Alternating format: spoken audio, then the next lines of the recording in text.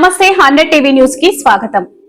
పల్నాడు జిల్లా SP Kanchi Srinivasarao media సమావేశం నిర్వహించి మాట్లాడుతూ పల్నాడు జిల్లా మాచర్లలో ఇటీవల జరిగిన బ్యాంకు నందు తాకట్టులో ఉన్న బంగారు వస్తువులు కొనుగోలు చేసి కంపెనీకి సంబంధించిన కేసును ఛేదించామని తెలిపారు.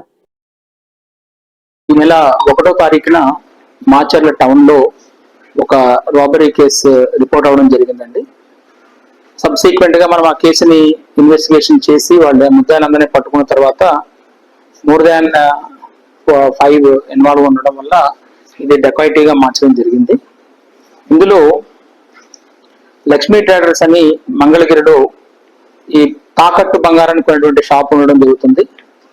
ఆ షాప్ కి ఒక లేడీ ఫోన్ చేసి మా దగ్గర ఒక 62 గ్రాముల బంగారం మాచర్ల బ్యాంక్ లో తాకట్లో ఉంది, వాటిని విడిపిస్తే ఈ బంగారాన్ని తక్కువ రేటుకి ఇస్తామని చెప్పడం జరుగుతుంది.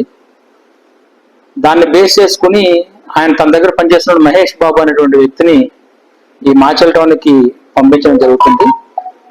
ఆయనతో ఫోన్ లో టచ్ లో ఉన్నటువంటి అక్యూజర్ ఎవరైతే ఉన్నారో వీళ్ళు డిఫరెంట్ ప్లేసెస్ ని చెప్తూ ఆఖరికి ఆ ఫ్లైఓవర్ దగ్గర ఏదైతే ఉందో ఆ ఫ్లైఓవర్ దగ్గర రమ్మని చెప్తారు. వాళ్ళు 62 గ్రాములకు గాను 5 లక్షలు చెల్లించే విధంగా ముందుగానే మాట్లాడుకోవడం కూడా జరుగుతుంది.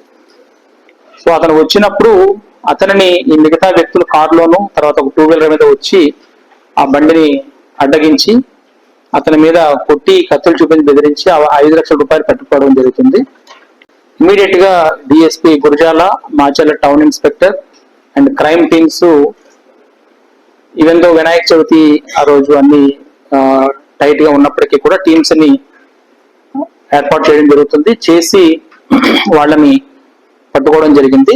ఇందులో మొత్తం 9 మంది అక్యూజర్ ఉన్నారు. ఇందులో ఎవరైతే ఈ ఫోన్ చేశారో ఆమె భర్తనే మొదటి A1 గా పెట్టడం జరిగింది. సో ఆమెను కూడా మనం ముద్దాయిగా తీసుకోవడం జరిగింది A3గా. వీళ్ళందరూ కూడా గుంటూరులో నివాసం ఉంటున్నారు. ఆటో తర్వాత మిగతా కూడా నడుపుకుని జీవిస్తున్నారు.